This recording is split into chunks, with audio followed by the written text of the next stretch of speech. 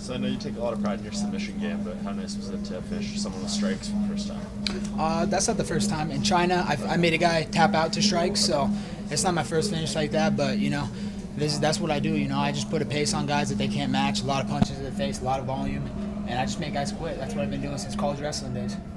How satisfying was it, considering all the trash that he talked into this fight? You were pretty dominant on the ground, so how did that feel to kind of shut him up?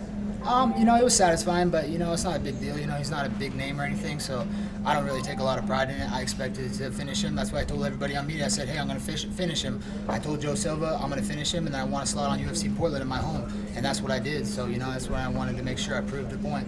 After the win, it seemed like you were speaking to someone quite animated fashion. Who were you talking to, and what were you saying? I was talking to Cameron Haynes. He's one of my buddies, Joe Rogan's buddy. He's an avid bow hunter. He's one of my good friends from the same hometown that I'm from, Springfield, Thurston, Oregon. So, after I lost last time, he came out to watch me, and it was my first professional loss. I just told him, hey, man, this is what I can do when I'm not hurt. I showed up, I was broke. I had to show up for that fight against Worley Alves with a fractured rib because I was broke. I had debt, I had to pay bills, so I had to show up and get my show money, But I let him know this is what I can do when I'm healthy, and I'm gonna keep bringing good things to our hometown name like he does. And do you think you'll get on that card? Are you confident that they'll hook you up?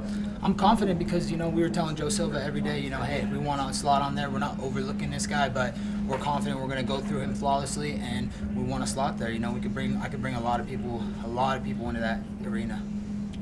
It looked like there was a headbutt at one point during the fight. What happened there? Yeah, it was weird. I don't know. We just kind of came in at the same time, and we kind of just both clashed heads, and I felt it too. It kind of like made me go ooh. I was like whoosh, But we just kind of both just engaged at the same time, and kind of clashed heads a little bit, but nothing big. Is there anyone in particular that you have your eye on right now?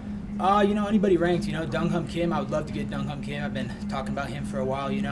I wanted Damian Maia. That's probably a big jump up. I'm not gonna jump that far. I haven't beat a big enough name to get something like that. But I think Dong Hyun Kim is fair. Gunnar Nelson, someone like that. At what point did you really feel like you were capable of finishing Max tonight? Was it with that elbow, or just just from the takedowns, and when he really couldn't recover after a certain point? When did you know that you had this one and you were able to finish it? After the first round, the pace I put on was really high. I saw him walking back to his corner. I knew he was exhausted. And in the second round, when I caught that elbow, I just felt like kind of his soul leaving his body. It was just like all his energy got zapped, and I knew it was just a matter of time until I was going to get the finish. You mentioned being broke before the Alves fight. How are you now financially? Are you comfortable? I'm not comfortable, but I'm in a better position. I just fought in UFC Canada, and I got a spinning back fist to a submission finish. So, I still have to pay taxes, and I still have a lot of college debt. But, I'm working. This helped out a lot, and I just want to stay active, and that's why I want to get back on UFC Portland. Do you regret taking that fight now in hindsight because you were so injured? Extremely regret it.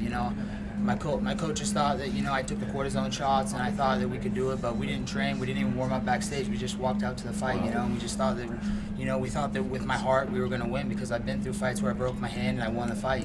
So that's just being stubborn, and I've learned a very tough lesson, but it's only going to help me going forward. I really did get a fire lit under my ass. You're limping. Are you injured? Or are you No, I didn't limp at all. No, yeah. No, I'm not limping at all. Not at all. I don't got one scratch on me. Right there? Okay, that was the headbutt. That was the headbutt.